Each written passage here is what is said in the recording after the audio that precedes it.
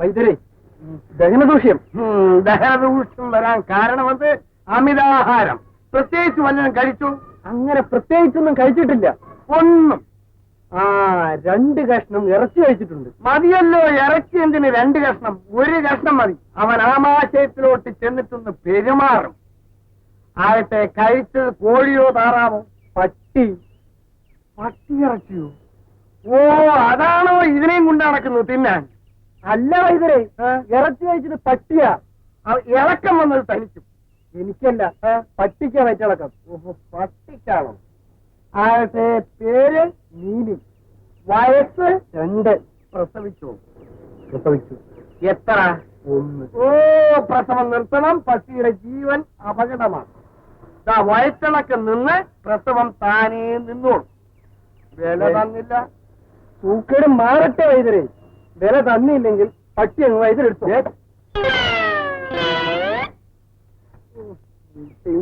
ഒരു സ്ഥലം.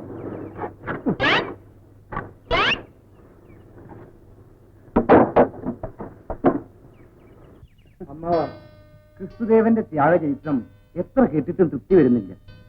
ആത്മരക്ഷയ്ക്ക് മാത്രമല്ല, ലോകരക്ഷയ്ക്കും അദ്ദേഹത്തിന്റെ മാർഗമാണ് മാതൃകാപരം. കേട്ടിടത്തോളം ക്രിസ്തുദേവനും സാക്ഷാൽ ഈശ്വരാവതാരം തന്നെയാണെന്നാ നമ്മുടെ ധാരണ. ആ നിലയ്ക്ക് അദ്ദേഹത്തിന്റെ മാർഗം ലോകനന്മയ്ക്ക് തന്നെ ആവാനേ തരമുള്ളൂ. അമ്മാവന് വിരോധമില്ലെങ്കിൽ. കുട്ടൻ കൊച്ചുകുട്ടിയല്ല, ഉപദേശിക്കേണ്ട പ്രായവും കഴിഞ്ഞു. ഉചിതമെന്ന് തോന്നുന്നത് സ്വീകരിക്കുന്നതിൽ നമുക്കെന്താ വിരോധം? മതങ്ങളെല്ലാം മനുഷ്യ നന്മയ്ക്കുള്ളതാണ്. അവനവന്റെ ബോധ്യമനുസരിച്ച് ഏതും സ്വീകരിക്കാം. അമ്മാവൻ എന്നെ അനുഗ്രഹിക്കും. അതിന് ഒരിക്കലും ഒരു ലോപവും വരികയില്ല. ക്രിസ്തുദേവന്റെ പരിശുദ്ധ നാമധേയത്തിൽ ഒരു ദേവാലയം നിർമ്മിക്കാൻ കൂടിയുള്ള അധികാരം അമ്മാവൻ ഞങ്ങൾക്ക് തരണം. നല്ല കാര്യമല്ലേ, നടക്കട്ടെ. നമ്മുടെ തലസ്ഥാനത്ത് സമുചിതമായ ഒരു സ്ഥാനത്ത് തന്നെ സ്ഥാപിച്ചു കളയാം. കേരളത്തിൽ ആദ്യമായി ഒരു ക്രൈസ്തവ ക്ഷേത്രം പറഞ്ഞത് പുനലൂരാണെന്നുള്ളത് നമുക്കും അഭിമാനമല്ലേ? എന്താ കുഞ്ഞുണ്ണി, മേൽശാന്തി ഒരുമിച്ച് എന്തുണ്ട് വിശേഷങ്ങൾ? മേൽശാന്തിക്ക് എന്തോ സങ്കടം ബോധിപ്പിക്കാനുണ്ടത്രേ. നിത്യകർമ്മങ്ങളെല്ലാം കൃത്യമായി നടക്കണില്ലേ? ഒന്നിനും മുടക്കം വന്നിട്ടില്ലല്ലോ. ഈ നിലയിൽ മുന്നോട്ട് പോയാൽ എല്ലാം മുടങ്ങി വരും. എന്ത് സംഭവിച്ചു? ഹിന്ദുക്കൾക്ക് മേലെ അമ്പലം വേണ്ട, പള്ളി മതി. അത്രയുള്ളോ? എല്ലാം ആരാധനാകേന്ദ്രങ്ങളല്ലേ, സമാധാനിക്കാം. സോമ മനുഷ്യരെ എല്ലാം വഴിതെറ്റിക്കുന്നെന്നാണ് മേൽശാന്തിയുടെ അഭിപ്രായം. തെറ്റിയ വഴിയിൽ നിന്ന് മാറ്റണമെന്നാണല്ലോ നാം കേട്ടത്. എന്താ കൂട്ടാ, നമുക്ക് തെറ്റിയുന്നുണ്ടോ? ഇല്ല, അമ്മാവൻ അറിഞ്ഞിട്ടുള്ളതാണ് സത്യം. അയാളൊരു മായാജാലക്കാരനാണ്. കാണിക്കുന്നതെല്ലാം വിവരക്കെട്ട മനുഷ്യരെ പറ്റിക്കാനുള്ള കപടതന്ത്രങ്ങളാണ്. ഏതോ അസൂയാലുക്കളുടെ കുപ്രചരണമാണിത്. അല്ല, തെളിവ് നോൻ തരുന്നുണ്ട്. അയാൾ ഒരു വിട്ടനും വൃത്തികെട്ടവനുമാണ്. അസംബന്ധം. സത്യം ബോധിപ്പിക്കാൻ ആകപ്പാടെ കുറച്ചിലായി നാടിനെ നടക്കണം. എന്താ ഈ മേൽശാന്തി എന്താ ഈ പറഞ്ഞു പറയണത്? എന്തായാലും അമ്മാവൻ ഇത് വിശ്വസിക്കരുത്. കൊച്ചമ്പുരാൻ അയാളുടെ വശീകരണ വലയിൽ വീണുകൊണ്ട് തോന്നണതാണ്. പക്ഷേ തക്കതായ കാരണമില്ലാതെ ആരെയും നിന്ദിക്കരുത്. കാരണമുണ്ട്. മേൽശാന്തി തുറന്നു പറയാൻ സംശയിക്കുക. അതാ തെറ്റ്. അടിച്ചുതളി അങ്ങേലിക്ക് ഗർഭമുണ്ടായിരിക്കും. അതിലെന്താ ഇത്ര സംശയിക്കാൻ? പെണ്ണായാൽ ഗർഭമുണ്ടാവില്ലേ? അവളുടെ വിവാഹം കഴിഞ്ഞിട്ടില്ല. അസത്തിന് വിവാഹം വരെ ക്ഷമിച്ചിരിക്കാൻ കഴിഞ്ഞില്ലായിരിക്കും. പുറത്തിറങ്ങി നടക്കാൻ പറ്റാണ്ടായി. പൂർണ്ണ ഗർഭിണിയായിരിക്കും, നടക്കാൻ പ്രയാസം കാണും. അതല്ല, അവൾക്ക് ഗർഭമുണ്ടാക്കിയത് ഏത് ഏഭ്യനാണെന്ന് ചോദിച്ചില്ലേ? ചോദിച്ചു. ഹേമദണ്ഡങ്ങൾ പലതും ചെയ്തു നോക്കി. മഹാഭാവം, ഗർഭിണികളെ ഹേമദണ്ഡം ഏൽപ്പിക്കുന്നത് രാക്ഷസന്മാരാ. അല്ലാതെ നിവൃത്തിയില്ലാതെ വന്നു. കളി സത്യം പറയണമല്ലോ. എന്നിട്ട് പറഞ്ഞു. ആരാ? തോമ. വൃദ്ധാപവാദം. തിരുമനസ്സുകൊണ്ട് കൽപ്പിച്ച് അവളെ വിചാരണ ചെയ്യിക്കണം. അമ്മാവ, ഇത് അദ്ദേഹത്തെ വിലയിടിച്ച് കാണിക്കാൻ കരുതിക്കൂട്ടി നടത്തുന്ന ഗൂഢാലോചന മാത്രമാണ്. അങ്ങക്ക് നേരിട്ട് അവളോട് ചോദിക്കാലോ.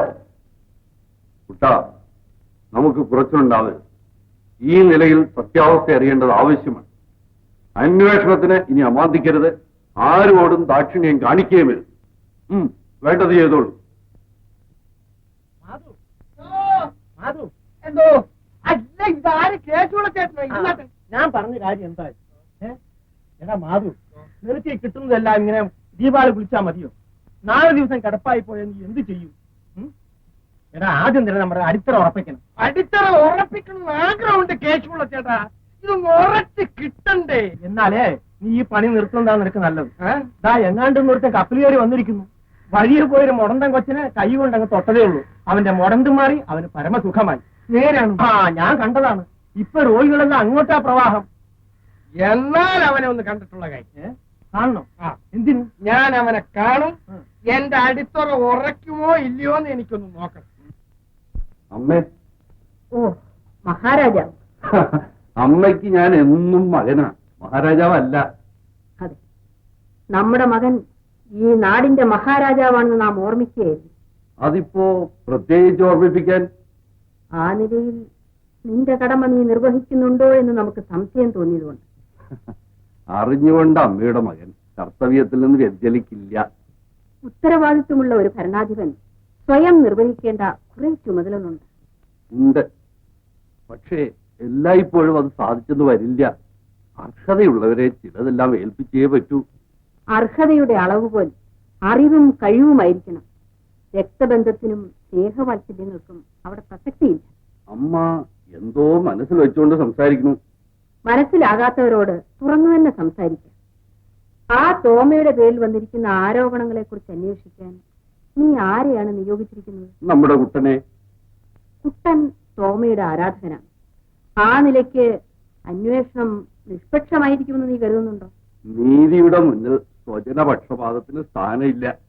നീതിപതി സത്യസന്ധനാണെങ്കിൽ കുട്ടൻ സത്യസന്ധനല്ലെന്നാണോ അമ്മയുടെ അഭിപ്രായം? അവൻ ചെറുപ്പമാണ്. ആ തോമയെ അന്ധമായി വിശ്വസിക്കുന്നു. അയാൾക്കെതിരായി ഒരു തീരുമാനമെടുക്കാൻ അതിരുകവിഞ്ഞ ആദരവ് അവരെ സമ്മതിക്കുകയില്ല. അങ്ങനെയാണെങ്കിൽ അവന്റെ നില പരിശോധിക്കുന്നതിനും ഇതൊരു സന്ദർഭമല്ലേ? നമ്മുടെ കാലശേഷം ഈ രാജ്യം ഭരിക്കേണ്ടത് അവനാ. അപ്പോൾ ഈ വക കാര്യങ്ങളിൽ അവന് പരിശീലനം നൽകേണ്ടത് ആവശ്യമാണെന്ന് നമുക്ക് തോന്നി. എന്തിന്? കുട്ടൻ മതം മാറാൻ പോകുന്നെന്ന് കേട്ടത് ശരിയല്ലേ? ശരിയാണ്.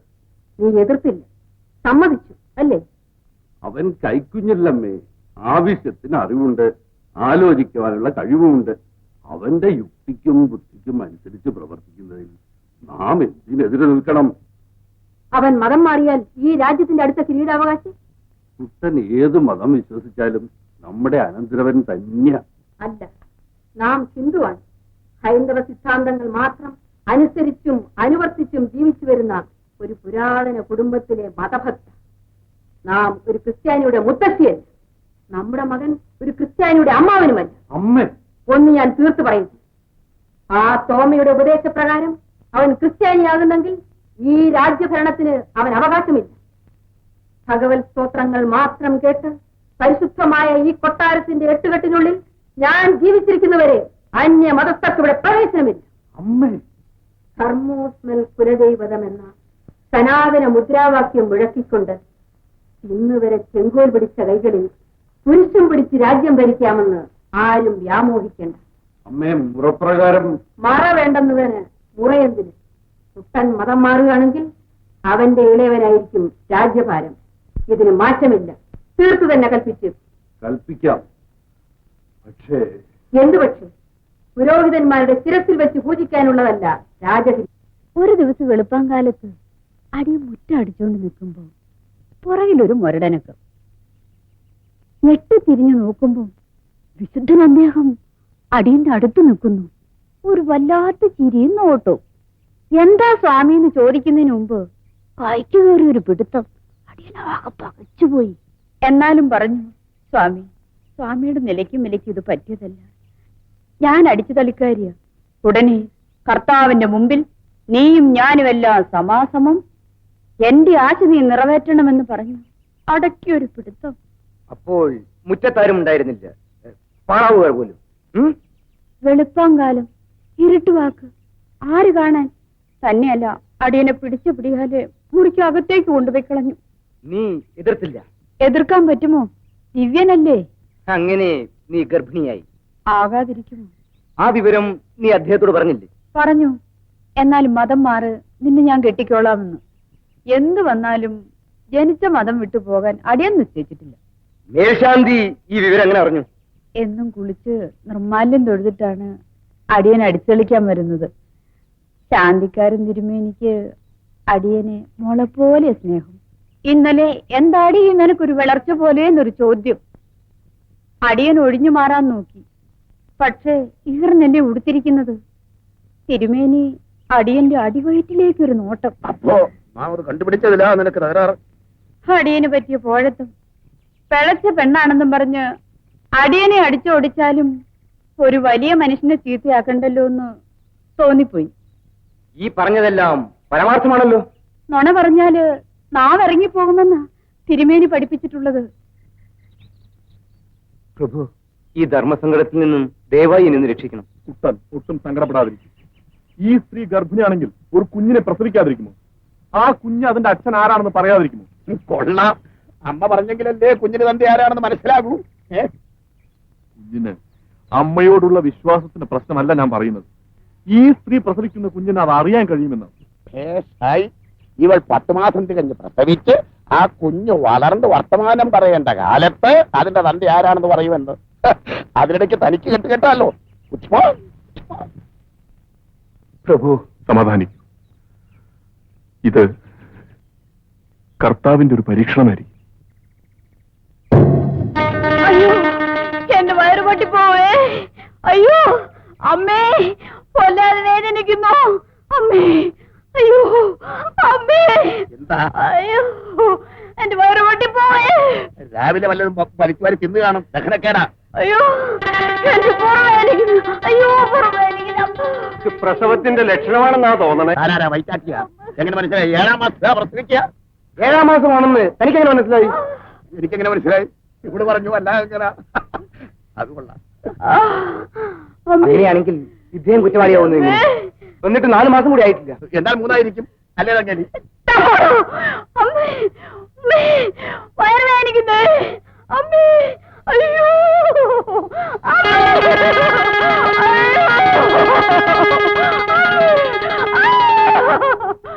മകളെ, സത്യം പറയൂ. സത്യം പറഞ്ഞാൽ നിന്റെ എല്ലാ വേദനകളും മാറും. അടിയൻ സത്യം പറയാം. ഇങ്ങനെ പറഞ്ഞില്ലെങ്കിൽ അടിയനെ കൊന്നു കുഴിച്ചു മൂടുമെന്ന് ശാന്തിക്കാരൻ തിരുമേനി കൽപ്പിച്ചത് കൊണ്ടുവന്ന കൈക്കുറ്റപ്പാടാണ്. അങ്ങ് നിരപരാധിയാണ്. എഴുന്നേൽക്കൂ. ചെയ്ത തെറ്റിന് പശ്ചാത്തപിച്ച നിനക്ക് ദൈവം മാപ്പ് തരട്ടെ.